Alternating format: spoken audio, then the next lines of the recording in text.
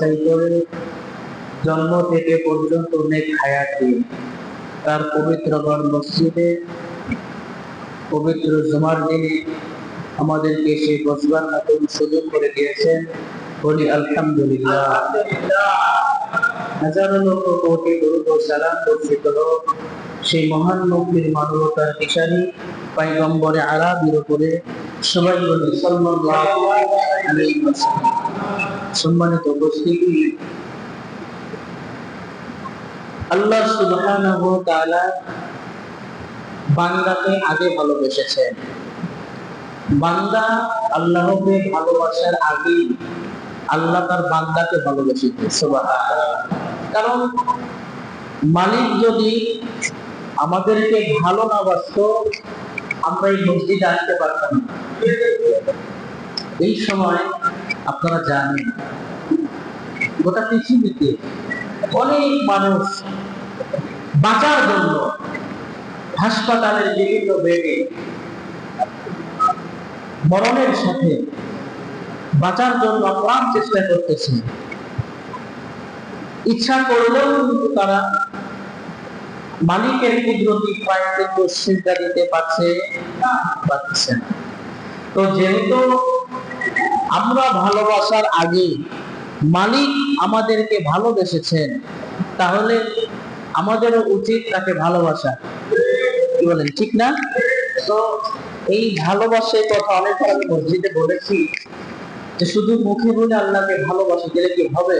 না, আল্লাহ পাক তো শুধু মুখ দেয় নাই, অঙ্গ পতঙ্গ দিয়েছিল, মাথা থেকে পা পর্যন্ত সমস্ত কিছু দিয়ে আল্লাহর শুকরিয়া আদায় করে আল্লাহর ভালোবাসার পরিচয় দিতে হবে। শুনেন, একটা কথা বলি, সেটা হলো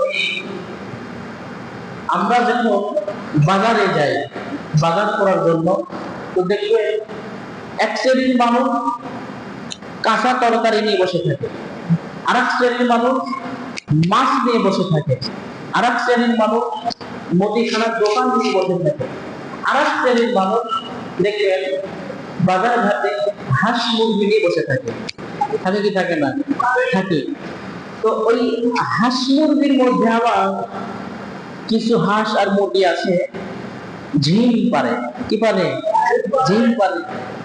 কাস্টমার যখন বলে, কি গো তোমার এই মুরগির দাম কত? বলে 300 টাকা। বলে দাম তো চাই তো 300, কিন্তু তোমার তো মুরগি মাথা পুঁতে দিয়ে ঝিম পাচ্ছে, এটা রোগান্ত মুরগি। কি বলেন, ঠিক কিনা? এই মুরগি কি রোগান্ত মুরগি, বেরাইন্দা মুরগি, এই মুরগির দামটা তো হইতে পারে না। তো তাহলে এই সপ্তাহে একদিন আপনারা এই মসজিদে জামায়াত হন কি ওই রোগান্ত মুরগির মতো?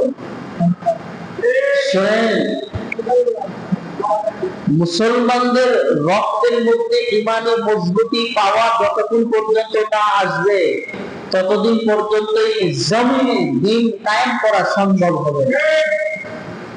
আজকে দেখেন আল্লাহর নাম বলতে সুবহানাল্লাহ, আলহামদুলিল্লাহ, আল্লাহু আকবার এইটা বলতেও কষ্ট হয়। আসলে কিন্তু আল্লাহর নাম যদি আমরা বলি এটা কি গুনাহ হবে না নাকি হবে? প্রত্যেকটা হরফে কষ্ট নাকি? যত শব্দ বলবেন সুবহানাল্লাহ 100 নাকি পার হয়ে যাবে। সুবহানাল্লাহ। এজন্য আল্লাহ পাকের নাম ধরে ডাকার দরকার আছে। এই মানুষগুলো আল্লাহ পাকের নাম ধরে ডেকে ডেকে মজা পেয়েছে, ওই বান্দাগুলি আল্লাহর নাম যখন বারংবার বারংবার জপতেই থাকে।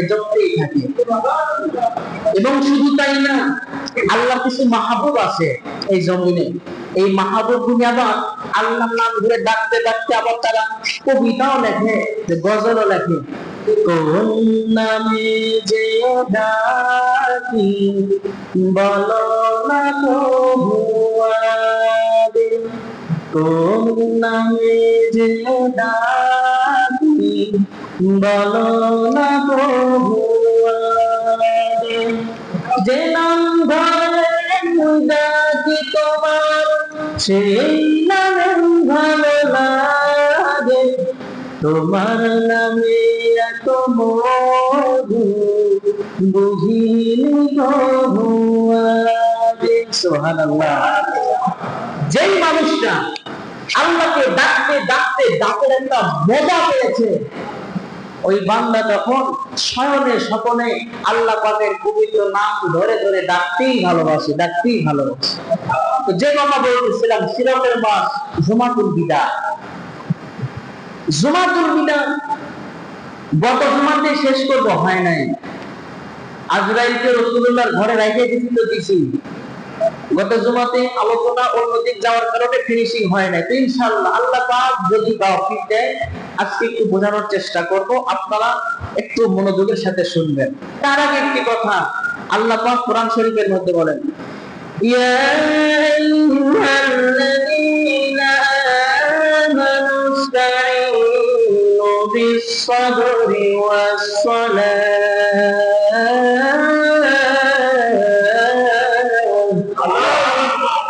হে বান্দা, আমি আল্লাহ কাছে সাহায্য চাও নামাজ এবং ধৈর্যের মাধ্যম দিয়া। সুবহানাল্লাহ। আল্লাহ রাসূল জীবন দশা থেকে চলে গেছেন, নামাজের কথা কোনো সময় ভুলে নাই। কি বলেন, ভুলছে কিনা? একবারও ভুলে নাই। এবং কি রাসূল যখন সাকরাতুল মাউতের অবস্থায় সাহাবায়ে কেরাম রাসূলুল্লাহর সাহাবী আবু বকর রাদিয়াল্লাহু তাআলা আনহু ইমামতিতে নামাজ যখন পড়েছেন, রাসূল খুশিতে কান্না করেছেন, চোখ দিয়া টোপায় টোপায় পানি পড়ে যায়। আল্লাহর নবী বলেন, এই নামাজের জন্য আমি জন্ম থেকে আমার হায়াতের জিন্দেগিতে এই নামাজ করে আমি নবী আমার জীবনটা কাটাই দিলাম। সুবহানাল্লাহ। এই নামাজটা বাদ দেওয়া যাবে না। সিরাতের মাস হলো পয়গম্বরের আদর্শের মাস। এই মাসটা পাওয়ার পরে যেই বান্দা রাসূলুল্লাহর আদর্শ নিজের মধ্যে ঢুকায়া বান্দা দুনিয়ার জমিনে চলবে, মায়ার নবী বলেন, তোর ভয় নাই, কিয়ামতের দিনে আমি রাসূল তোর সাথে জান্নাতে যাব। কারণ বান্দা যখন দুনিয়া থেকে বিদায় হয়ে যাবে, কবরের জিন্দেগি বান্দা কাটানোর পরে কিয়ামতের ময়দানে বান্দাকে জাগায় দিয়া বলবে, রে পারমিশন বাবু, আমি আল্লাহর সামনে দাঁড়াইছো, তোর নামাজের হিসাবটা দিয়া তুমি সামনে আগায় যাও। যেই বান্দা আল্লাহ পাকের সামনে দাঁড়ায় এই নামাজের হিসাবটা দিতে পারবে, আল্লাহ যদি কয় তোর কপালটা আমি মাওলার কুদরতি পায়ে লাগার কারণে আমি আল্লাহর কলিজার মধ্যে একটা জোশ লাগছে রে, তোর ভয় নাই, কোনো চিন্তা নাই রে গোলাম, আমি আল্লাহ তোকে জান্নাতি মেহমান বানায় দিলাম। এই কথা বলার সঙ্গে সঙ্গে বান্দার কোনো ভয় থাকবে না, কোনো টেনশন থাকবে না, কোনো চিন্তা থাকবে না। ওই বান্দা তখন আখিরাতের ধনে ধনী হয়ে বান্দা বাদশাহীর পরিচয় দিয়া বান্দা জান্নাতের মধ্যে চলে যাবে। আর কোন বান্দা যদি মাওলার সামনে দাঁড়ায়া দাঁড়ায়া যদি নামাজের হিসাবটা দিতে না পারে, আল্লাহ পাক বলবেন, কুতুবু ফাগুল্লুকুম মাল জাহিমা সাল্লু। কোন বান্দা যদি মাওলাই কারিমের সামনে দাঁড়ায় হিসাবটা দিতে না পারে, নামাজের কথা বলতে না পারে, আল্লাহ পাক ডাক দিয়া বলবেন, এরে জাহান্নামের মিলিটারিরা, ওই বান্দারে ধরে ধরে তুমি জাহান্নামের মধ্যে পালায়া দাও। এই জন্য হায়াতের জিন্দেগিতে আমার আপনার নামাজের প্রয়োজন আছে, আছে না নাই? এই নামাজ এমন একটা ইবাদত, বান্দাকে এমন একটা মিলন মেলার মধ্যে পরিবেশন করে দেয়, ডানে বামে সামনে পিছনে সমাজের সব শ্রেণীর মানুষগুলি দাঁড়ায় যায়, দাঁড়ায় শুধু যায় না, মাওলার কুদরতি পায়ে সিজদা লাগায় দেয়। সম্মানিত ভাইরা আমার, এই সিরাতের মাধ্যমে বিদা আমার আপনার মায়ের নবী অসুস্থ, ঘরের মধ্যে নবী আমার শুয়ে আছেন, প্রচন্ড মাথা ব্যথা, যায় জ্বর। আল্লাহর ফেরেশতা আজরাইল ঘরের মধ্যে প্রবেশ করবে, অনুমতি চায়। মনে আছে আপনাদের? নবীর কাছে অনুমতি চায়, আর পয়গম্বর আল্লাহ পাঠাইছেন আপনারে নিয়ে যাওয়ার জন্য। কিন্তু যদি আপনি দুনিয়ার জমিনে থাকতে চান, আপনাকে সময় দেওয়া হবে। মায়ার নবী বলেন, আরে জিবরাইল, এ আজরাইল, আমি আর দুনিয়ার জমিনে থাকতে চাই না। আমি আমার মালিকের আকর্ষণে, মালিকের দিদারে আমি রাসূল যাইতে চাই। সম্মানিত ভাইরা,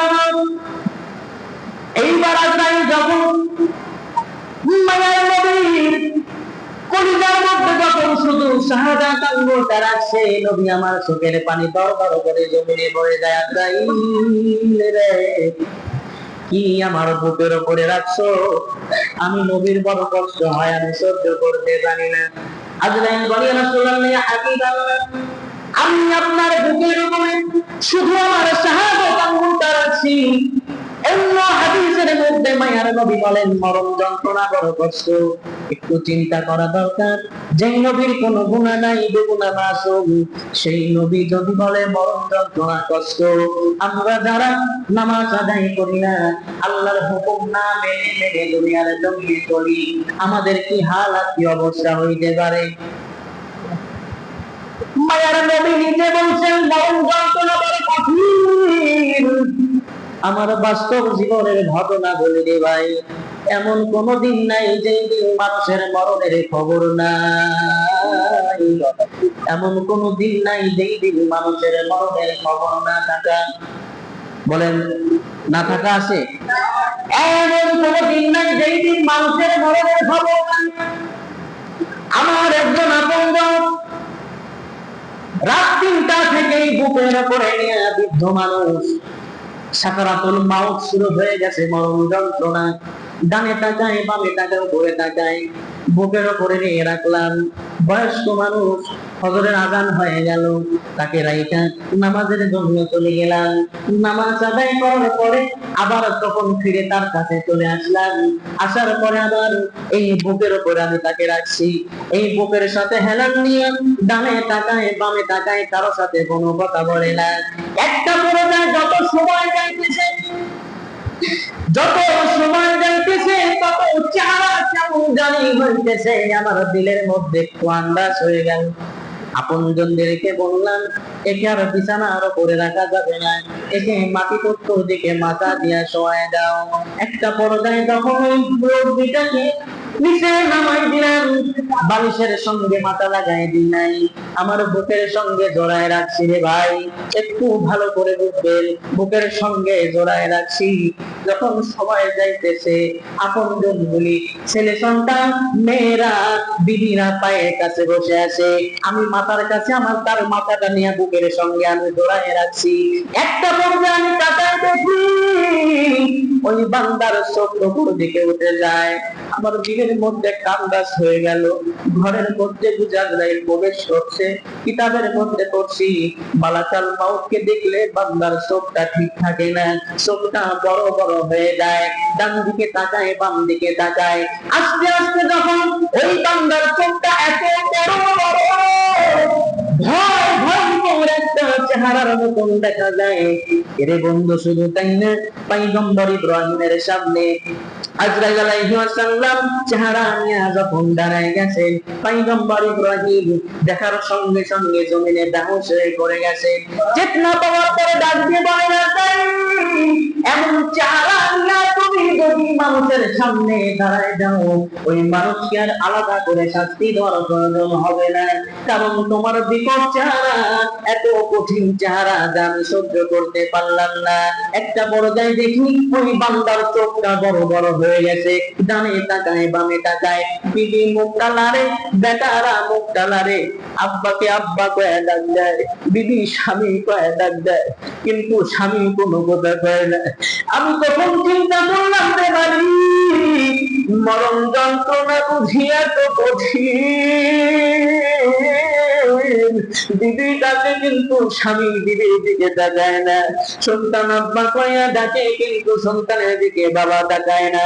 একটা একটা দিগন্ত ভাব নিয়ে ওই আল্লাহর বান্দা দুনিয়ার জমিন ছেড়ে বিদায় হয় আমার বুকের উপরে চলে গেল।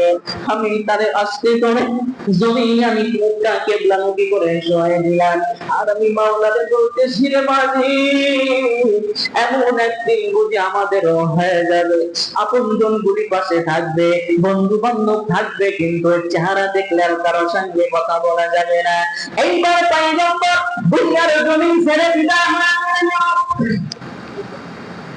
আমার আপনার মায়ের নবী আদর্শের মাস চলতেছে, এই আদর্শ নিয়ে সাহাবায়ে কেরাম যখন শুনতে নবী নাই, সমস্ত মদিনা রমরম অবস্থা, আসমান কান্দে, জমিন কান্দে, সাহাবায়ে কেরাম মাটিতে গোড়াগড়ি করে কান্দে।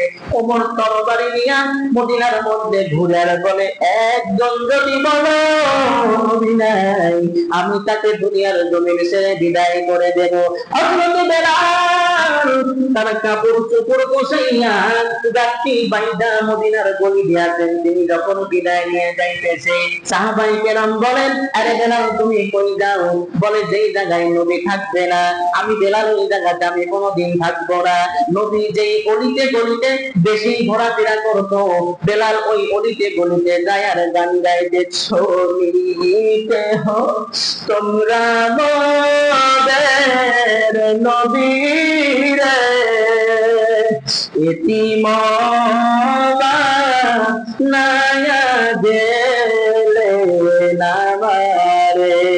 সাহাবায়ে কেরাম কান্না করতে করতে পাগল এত কান্না করেছে, তারপরেও নবীজির আদর্শকে তারা বাদ দেয় নাই। তিনি মুসলমান নামদার যে কথাটা বলার জন্য আজকে ইরাদা করেছি, নবী মরদে মউতের সময় নামাজের কথা ভুলে নাই, নামাজের কথা বলছেন। সাহাবায়ে কেরাম মায়ার নবীর আদর্শে আদর্শিত হইয়া দুনিয়ার জমিনে যতদিন বেঁচে ছিলেন, রাসূলুল্লাহর আদর্শ ছাড়া একটা কদম তারা অন্য দিকে দেয় না।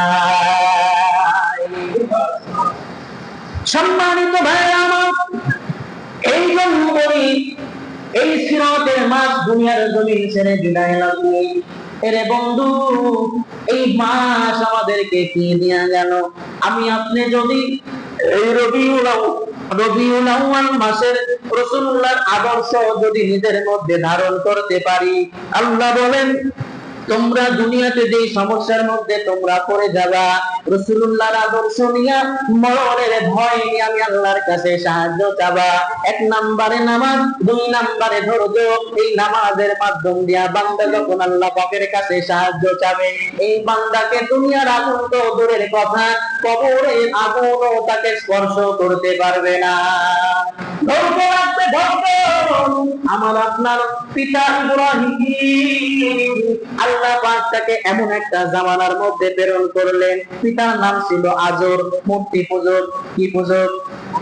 মায়ের নাম খ্রিস্টানদের ভাষায় লেখা আছে, কিন্তু ইসলামী শরীয়তে কোনো প্রমাণ নাই।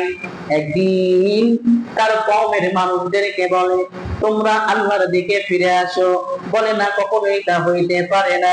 পিতা আজরকে বলে, আব্বা জান, আপনিও ইসলামের দিকে চলে আসেন। বলে, না না না, আমার বাপ দাদার ধর্ম ছেড়ে আমি কোনোদিন ইসলামের দিকে যাইতে পারবো না। ভালো করে কথাগুলি শুনবেন। একদিন সমস্ত মুশরিকরা, ওই সময়ের মুশরিকরা গাছের পূজা করত, চাঁদের পূজা করত, সূর্য পূজা করত, আগুনের পূজা করত, মূর্তি বানাইতো। হে মুসলমান, একদিন সমস্ত মানুষগুলি, ওই মুশরিকরা একটা মেলায় যাওয়ার জন্য রওনা হয়েছে। ইব্রাহিমকে ডাকতে বলে, ইব্রাহিম, তুমি আমাদের সঙ্গে চলো। আব্দুল্লাহ ইবনে মাসউদ রাদিয়াল্লাহু তাআলা আনহু বলেন যে, পয়গম্বর ইব্রাহিম বলেন, আমি অসুস্থ, আমি তোমাদের সাথে যাইতে পারবো না। সমস্ত মানুষ মেলার মধ্যে চলে গেল। পয়গম্বর ইব্রাহিম চিন্তা করলেন যে, এতবার আমি তোদেরকে দাওয়াত দিয়েছি, তোরা ইসলামের দিকে আসলি না, তবে অন্য একটা সিস্টেম আজকে করব। যখন সবাই চলে গেছে, তখন ওদের মূর্তির মধ্যে ঢুকে সমস্ত মূর্তি, সূরা আম্বিয়ার মধ্যে আসছে যে সমস্ত মূর্তিগুলি ভেঙে চুরমার করে দিয়েছেন, শুধু একটা বড় মূর্তি বাদ দিয়ে ভেঙে নিয়ে কুঠারটা ওই মূর্তির ঘাড়ে ঝুলায় রাখছে। মানুষগুলি মেলা থেকে আসার পর তখন তাকায় দেখছেন যে, হাই হাই, আমার ভগবানদের, আমাদের ঈশ্বরদের কারো হাত নাই, কারো পা নাই, কারো মাথা নাই, কারো কান নাই, সব হয়ে গেছে। কে করলো এই কাজ? কে করতে পারে? একজন মুশরিক বলে, শোনো, এই আজরের ছেলে ইব্রাহিম আছে যুবক, আমি ওর মুখে আমাদের মূর্তির বিরুদ্ধে অনেক কথা বলতে শুনেছি, তো তাকে জিজ্ঞাসা করো। ডেকে আনা হয়েছে, বলে ইব্রাহিম, আমরা তো কেউ ছিলাম না, যে এই মূর্তি কি তুমি ভাঙছো? বলে আমি ভাঙবো মানে? মূর্তি কয়টা ভাঙছে? সব কিছু ভাঙছে, তো বাকি আছে? বলে ওই দেখো একটা বড় মূর্তি, তোমাদের ভগবান রাখতো কাজের মধ্যে কুঠার আছে, তাকে জিজ্ঞাসা করো, কে ভেঙেছে জিজ্ঞাসা করো। তো মানুষগুলি বলে তুমি কি পাগল হয়েছো? তারা তো কথা বলতে পারে না। তখন পয়গম্বর বলেন, যারা কথা বলতে পারে না, নিজেকে রক্ষা করতে পারে না, তুমি তাদের কিসের ঈশ্বর মানো? কিসের ঈশ্বর তুমি মানো?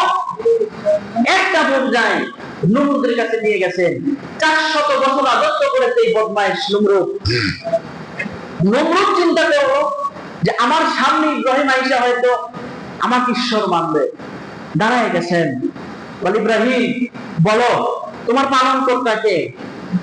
তখন তিনি বলতেছেন, রব্বায়াল্লাযী ওয়া ইয়াহয়ী ওয়া ইউমীত, যে আমার পালন কর্তা তিনি, যিনি বাঁচাইতে পারে মারতেও পারে। সুবহানাল্লাহ বলে। নমরুদ বলে, ও তো আমিও পারি। বলে তুমি পারো? বলে হ্যাঁ। প্রমাণ চাও? বলে হ্যাঁ প্রমাণ চাই, প্রমাণ দিতে হবে। তো বলে ঠিক আছে, প্রমাণ তুমি দিয়ে দাও। তখন নমরুদ কি করছে, তার জেলখানার মধ্যে যে আসামিগুলো ছিল, ফাঁসির দণ্ডপ্রাপ্ত আসামি, বলতেছে 2 জন ফাঁসির দণ্ডপ্রাপ্ত আসামিকে আমার কাছে নিয়ে আসো। আনছে, বলে তোদের কাছ থেকে আমি বেকসুর খালাস করে দিলাম। এবং যে আসামিদেরকে 2 আগেই ছেড়ে দেওয়া হবে, বেকসুর খালাস, ওদেরকে নিয়ে আসো। আনা হয়েছে, বলে আজকে রাত্রিতেই এদেরকে ফাঁসির কাছে ঝুলাবা। এইবার নমরুদ ডাক দিয়ে বলে, ইব্রাহিম তুমি যে বলছিলাম তোমার রব মানুষকে বাঁচাইতে পারে আবার মারতে পারে, আমি তো প্রমাণ দিলাম তোমার সামনে, আমি মারতেও পারি বাঁচাইতে পারি। ইব্রাহিম বলেন, আরে বাটপার, আমার আল্লাহ পূর্ব দিকে সূর্য ওঠায়, পশ্চিমে নামায় দেয়, তুমি কেমন ঈশ্বর দাবি করো? তুমি একটা বার দেখে সূর্যটা পশ্চিম দিকে উঠায় দাও। নিজের প্রশ্নের জালের মধ্যে ফেসে যাওয়ার পরে একটা পর্যায়ে রাগান্বিত মানুষদেরকে ডাক দিয়া বলার দেরি করা যাবে না, এই বদমাশটাকে নাউজুবিল্লাহ বলেন, এই ইব্রাহিমকে আগুনের মধ্যে জ্বালায় দিব। যেই কাজ সেই কথা, নিজের বাবা যখন বিরোধিতা শুরু করে দিল, আগুনের কষ্টি জ্বালানো শুরু করলেন। 1 দিন না 2 দিন না, 40টা দিন পর্যন্ত অন্যতম পরিমাণের লাকড়ি এবং কয়লা দিয়ে আগুনের কুণ্ডি জ্বালায় 1 কিলোমিটার এরিয়ার মধ্যে দিয়া কোনো মানুষ যাইতে পারে না। কোন পাখি যদি ওই কুণ্ডির উপর দিয়া উড়ে যায়, মোমের মতো বলে নিচের দিকে পড়ে যায়। একটা পর্যায়ে নমরুদ ডাকিয়ে বলে, শোনো, ইব্রাহিমকে পোড়ানোর সুযোগ আইছে গো, আর দেরি করা লাগবে না। কেমনে পুরাবা? এই পয়গম্বরকে আগুনের মধ্যে কেমনে দিবা? কাছেই তো যাওয়া যায় না। মিস্টার ইবলিস সামনে এসে হাজির, বলে সরক দিয়া বাঁধো, ঘুরাইয়া আগুনের মধ্যে ফেলাইয়া দাও। আগুনের মধ্যে ফেলানোর জন্য আমার আপনার জাতির পিতা পয়গম্বর ইব্রাহিম তার মাঙ্গার সাথে রশি বেঁধেছে। আপনারা আগের যুগে দেখেছেন হিন্দুদের চরক খেলা, এইভাবে করার পরে কোন কিতাবের মধ্যে আছে পয়গম্বরের শরীরের মধ্যে কোনো পোশাক নাই। আল্লাহ পাক ডাক দেয়া কয়, রে জিবরাইল যা আমার বন্ধুর গায়ের মধ্যে জান্নাতের পোশাক লাগায় দে। জান্নাতি পোশাক পরিধান করে দেওয়ার পরে একটা পর্যায়ে জিবরাইল আইসা বলেন, আল্লাহর খলিল ইব্রাহিম, আমি জিবরাইল তোমার সামনে দাঁড়ায় গেলাম। বলে কেন আইছো? বলে তোমার যদি কোনো সাহায্যের প্রয়োজন হয় আমি জিবরাইলকে বলো, আমি তোমাকে সাহায্য করতে পারবো। পয়গম্বর বলেন, না রে জিবরাইল, আমার দুনিয়ার কোনো মানুষ এবং ফেরেশতাদের সাহায্য দরকার নাই। হাসবুনাল্লাহু ওয়া নি'মাল ওয়াকিল। পয়গম্বর বলেন, আমার জন্য আমার রব হলেন উত্তম সাহায্যকারী। পয়গম্বর ইব্রাহিম বলেন যে আমাকে সাহায্য করার জন্য আমার আল্লাহই যথেষ্ট। এই কথা যখন বলছেন, আমার আপনার নবের কলিজার মধ্যে একটা প্রেমের একটা জোশ লেগে গেছে। আল্লাহ পাক তখন আগুনকে ডাক দিয়া বলে,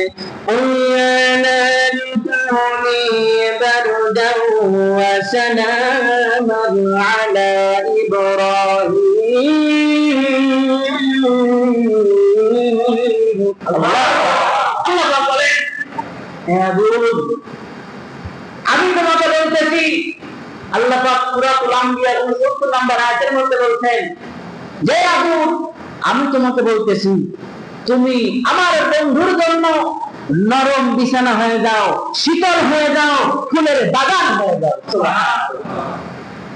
এইবার নমরুদ যখন ইব্রাহিমকে যখন আগুনের মধ্যে ফাঁস দিল, প্রচন্ড বিপদের সময় আমার আপনার পিতা ইব্রাহিম ভয় পায় নাই, ধৈর্য হারায় নাই, আল্লাহর উপর ভরসা করে আল্লাহকে তাওয়াক্কুল করে দাঁড়ায় গেল, যার কারণে আল্লাহ আগুনটারে নরম বিছানা বানায় দিয়েছেন। সুবহানাল্লাহ। বেঈমানগুলি তাকায় দেখেন আগুন জ্বলে, কিন্তু পয়গম্বরের শরীরের মধ্যে লাগে না। দেখে দেখে দেখার পর আল্লাহ যদি হেদায়েত না দেয়, আর যদি আল্লাহর কাছে কোনো বেঈমান কোনো বান্দা হেদায়েত না চায়, তার হেদায়েত কপালে নাই।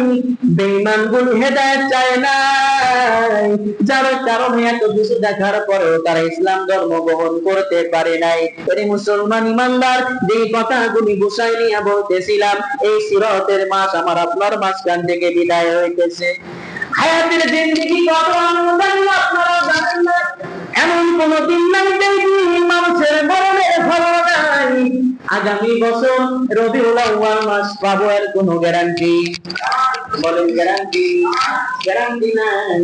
তাহলে এই জুমাতুল বিদায়, আজকে এই মসজিদ থেকে তওবা করে যাব আর আল্লাহকে বলবো, আল্লাহ গো, এমন কোন দিন নাই যেই দিন মানুষের মরণের খবর নাই। আজকে জুমা পড়ে বাসায় যাব, আগামী জুমায় এই মসজিদ আসবো কিনার কোনো গ্যারান্টি নাই। যদি এর মাঝে যদি আমার মরণ হয়ে যায়, রাসূলের আদর্শ দিয়া যেন কবরে যাইতে পারি তৌফিক দিন ইনশাআল্লাহ। এই বলে দোয়া করবেন আর দোয়া করবেন, আর শুধু জুমার দিনে নামাজ পড়বেন, বাকি দিন পড়া লাগবে, বলেন লাগবে? আরে বাবা, লক্ষ টাকা থাকতে পারে, 100 বিঘা জমি থাকতে পারে, বান্দা মরে যাবে, কবরের মধ্যে রাইখা দিলে কিছুই কিন্তু কবরের মধ্যে যাবে না। মানুষের যতগুলো মামলা আছে কিয়ামতের ময়দানে, সবচাইতে প্রথম নাম্বার বড় মামলা হলো কবরের মামলা। কিসের মামলা? এই কবরের মামলা। এই মামলায় যদি কোনো বান্দা একবার আটকা যায়, দুনিয়ার আইনের মতো কিন্তু আইন না। বান্দা নাটোর 10 কোর্টে কেসে হেরে গেলে ঢাকা সুপ্রিম কোর্টে যাই আপিল করার সুযোগ থাকে, কিন্তু কবরের মামলায় যদি কোনো বান্দা একবার হেরে যায়, ওই কবর থেকে আযাব শুরু হয়ে যাবে, আর কমবে না। এই জন্য যে মানুষগুলি রাসূলুল্লাহর আদর্শের স্বাদ পেয়েছে, মাওলায়ে কারীমের প্রেমের একটা গন্ধ তার কলিজার মধ্যে ঢুকাইতে পারছে। ফুল যেমন বাগান ছাড়া থাকতে পারে না, মাছ যেমন পানি ছাড়া থাকতে পারে না, সাপ যেমন গর্ত ছাড়া থাকতে পারে না, তেমনই কোন মুমিন বান্দা আল্লাহর ডাকে সাড়া না দিয়া থাকতে পারে না। আজকে দুনিয়াতে কচুর দল নিয়ে ব্যস্ত, নেতার ডাকে মাঠে জায়গা নাই, আর মুয়াজ্জিনের ডাকে মসজিদ ফাঁকা। আল্লাহ যদি ডাক দিয়া করে, বেঈমান আমার ঘরে দিয়ে আসবি, আমার মেহমান, তোকে মুয়াজ্জিন দিয়া ডাকা লাগলো কেন? এর কোনো জবাব কোনো মানুষের কাছে নাই। এ মুসলমান ইমানদার, বাসায় যখন দেখবেন বিবি আগুন দিয়ে রান্না করে, এই হাতটা যদি ওই পাতিলের উপর রাখা হয়, বেশিক্ষণ রাখা যায় না, 1 সেকেন্ড 2 সেকেন্ড। গ্যাস লাইটটা হাতে দিয়া চাপ দিলে এই গ্যাস লাইটটা 1 সেকেন্ড 2 সেকেন্ডের বেশি রাখা যায় না। কিন্তু এই দুনিয়ার আগুনটাকে আমার আল্লাহ তাআলা 1 1000 নয়, 2000 নয়, 3000 বছর পর্যন্ত তাপ দিয়া দিয়া কালো বানাইছে। কালো, এমন কালো, এমন উত্তাপ। দুনিয়ার জমিন, আমি বারবার বলছি রে ভাই, দুনিয়ার আগুন হাতে লাগলে হাত জ্বলে যায়, পায়ে লাগলে পা জ্বলে যায়, কিন্তু জাহান্নামের আগুন এত কঠিন আগুন, শরীরের যেইখানে লাগুক না কেন, লাগতে দেরি বান্দার কলিজা সহ পুড়ে ভুনা হয়ে যাবে। কেউ সাহায্য করার জন্য যাবে না, যার জন্য দুনিয়াতে আকাম কুকাম করতেছি, ওই দিন তাদের কোনো খবর নাই, খবর নাই। যে যে নিজের চিন্তা নিয়ে ব্যস্ত হয়ে যাবে। আজকে সিরাতের মাস, নবীর আদর্শের মাস। এ বাবা, যাদের 40-50 বছর হয়ে গেল, যুবক সন্তানগুলি 20 বছর 30 বছরের টকটকে যুবক, সুন্দর ক্লিন সেট করে ঘুরে বেড়ায়। তাদের মনের মধ্যে একটা আশা, আমি যদি দাড়ি রাখি আমাকে মেয়েরা পছন্দ করবে না। ও বুড়ারা, যাদের বয়স 45, 50, 55 হয়ে গেল, কেমনে গো রাসূলুল্লাহর আদর্শের মধ্যে একটা আদর্শ, রাসূলুল্লাহর সুন্নাতটা রেখা দেওয়া, দাড়ি রাখা ওয়াজিব, এক মুষ্টি রাখা সুন্নাত। এই দুনিয়ার জমিন ছেড়ে যখন আমি আপনি বিদায় হয়ে চলে যাব, দামি জামা রাখবে, কথা বলেন, দামি জামা রাখবেন। আপনার বালিশের তলে 50 লক্ষ টাকার বান্ডিল ছিল, কবরের মধ্যে দিবে না। আপনার যত চেক আছে, ব্যাংকের কার্ড আছে, একটা কিছু কিন্তু কবরের মধ্যে দিবে না। তাহলে কি যাবে? মাজারের চাদরও কিন্তু কবরের মধ্যে দিবে না। সমস্ত কাপড়গুলি খুলিয়া সুন্দর করে গোসল দিয়া যখন সাদা কাপড় দিয়া পেঁচায় দিবে, এরে বান্দা, গোপন ভাবে বান্দার সাথে কবরের মধ্যে যাবে হলো আমল। বান্দা যদি নামাজ পড়ে, নামাজটা বান্দার কবরের মধ্যে যাবে। বান্দা যদি কোরআন তেলাওয়াত করে, ওই বান্দার সঙ্গে কোরআন তেলাওয়াত কবরের মধ্যে যাবে। বান্দা যদি দুনিয়াতে নেকি করে, ওই বান্দার সঙ্গে নেকি কবর বাড়িতে যাবে। প্রকাশ্য হোক না, একটা জিনিস যাবে, যেটা হইল মায়ার নবীর সুন্নাতের মালা, দাড়ি। এই দাড়ি কিন্তু কেউ কেটে বাদ দেয় না। কবরে নামার পরে যখন কবর থেকে মদিনাতুল মুনাওয়ারা পর্যন্ত রাস্তা হয়ে যাবে, ফেরেশতাগুলি বসাইয়া বলবেন, মান হাযা রাজুলুল্লাযী বুইসা ফীকুম। এই মুর্দা, তাকায় দেখো এই মানুষটারে তুমি চিনো কিনা। তাকায় দেখবেন মায়ের নবী দাঁড়ায় আছে। মায়ের নবী তাকায় দেখে, আমার উম্মত তো বটে, কিন্তু চেহারার মধ্যে কোনো সুন্নাতের গন্ধ নাই, সুন্নাতের কোনো লেশ নাই। নবী আমার বলবেন, ওরে আমি চিনি। আল্লাহ পাক ডাক দিয়া বলবেন, 1 সেকেন্ড আর দেরি নাই, দে দে দে, ওর কবরটা জাহান্নামের গর্ত বানায়া দে। আর যে বান্দাগুলো এই মাসে তওবা করে রাসূলুল্লাহর আদর্শে নিয়া নিয়া বান্দা যখন কবর বানিতে যাবে, ওই বান্দা যখন মরবে, মওতের বিছানায় শুয়ে যাবে, আপনারা দেখেছেন গোসল করার পর পোশাকটা যেমন চিপে চিপে যখন মেরে দেওয়া হয়। কিতাবের মধ্যে আছে, ইমাম গাজ্জালী রাহমাতুল্লাহি আলাইহি বলেন, ওই মৃত মানুষটাকে আজরাইল রূহটাকে চিপতে চিপতে যখন হুলকুম পর্যন্ত নিয়ে আসবে, ডাক দিয়া বলবে, আল্লাহ গো, এই বান্দার মরণটা হুলকুম পর্যন্ত নিয়ে আইছি, এখন কি করব? আল্লাহ বান্দা দিয়া বলবে, ওই বান্দা আমার প্রেমের বান্দা, সুবহানাল্লাহ, ওই বান্দা আমারে ভুলে নাই, সুখে দুঃখে আমি আল্লাহরে ভুলে নাই। বান্দা কৃষি কাজ করার জন্য হালতি বিলের মধ্যে গেছে, আজান হয়ে গেছে, বান্দা মসজিদে আসতে পারে নাই। আমার নবী বলছেন, জমিনটা নামাজের জন্য বিছানা। আল্লাহ রাসূল বলছেন, বান্দা সেইখানে নামাজের জন্য দাঁড়ায় গেছে। রনে বনে নৌকা যানবাহনে যেইখানে নামাজের সময় হয়েছে, বান্দা একটা সেকেন্ডও দেরি করে নাই, নামাজের জন্য দাঁড়ায় গেছে। এই বান্দার কপালটা মাওলার কুদরতি পায়ে লাগাই দিয়েছে। আল্লাহ পাক বলেন, আরে আজরাইল, আমার ওই বান্দাকে এখন তুই জানতে নিবি না। বলে কেন কেন? বলে তাকায় দেখো, আমি ওই বান্দার জন্য আমার জান্নাতটা সাজায় রাখছি, ওই বান্দাকে জান্নাতটা দেখায়া মরণ দেয়া দেয়। জান্নাত চাই ইনশাআল্লাহ, বলেন জান্নাত চাই ইনশাআল্লাহ। এমনিতেই বাচ্চার হাতের মোয়া খাবার দিলে না চলে আইলো। এজন্য শোনেন, সিরাতের মাস জুমাতুল বিদা, এই জুমাতুল বিদায় রাসূলুল্লাহর আদর্শ মানতে রাজি আছেন ইনশাআল্লাহ। শুনেন, মরে যাবেন, রাসূলুল্লাহর সুন্নাতের দাঁড়িয়ে রাখার চেষ্টা করেন। যুবক ছেলেপিলে না দেখে বুঝ দিল যে মেয়েরা পছন্দ করবে না, কিন্তু 50 বছর হয়ে গেছে, বুড়ো হয়ে গেছে, ও নিজেকে কি বুঝবে, এটা আল্লাহ ছাড়া কেউ জানে না। এজন্য সম্মানিত ভাইয়েরা আমার, যদি এই কথা শুনে রাগ করেন, কোনো কিছু করার নাই, কারণ রাসূলুল্লাহর কথা শুনে যে কেউ রাগ করে তার ব্যর্থতা, কি বলেন, তাই না? কষ্ট পাবেন না, কষ্ট পাবেন না। এই কথাগুলো যদি মানতে পারি আমি অথবা আপনারা, আমরা সবাই, আমাদের কবরটা নাজাতের জন্য দরিয়া হয়ে যাবে। আল্লাহ পাক আমাদের সবাইকে সিরাতের মাস বিদায় লগ্নে আমরা যেন 5 ওয়াক্ত নামাজ সহ রাসূলুল্লাহর সুন্নাত নিয়ে যেন দুনিয়াতে চলতে পারি, আল্লাহ পাক আমাদের সবাইকে তৌফিক দান করেন বলে আল্লাহুম্মা আমিন। ওয়া মা তাওফিকি ইল্লা বিল্লাহ। আমরা যারা সুন্নাত করি নাই, কথা বলবেন, আচ্ছা ভাই কিছু বলবেন, আমরা সুন্নাত করি ইনশাআল্লাহ, আমরা সুন্নাতে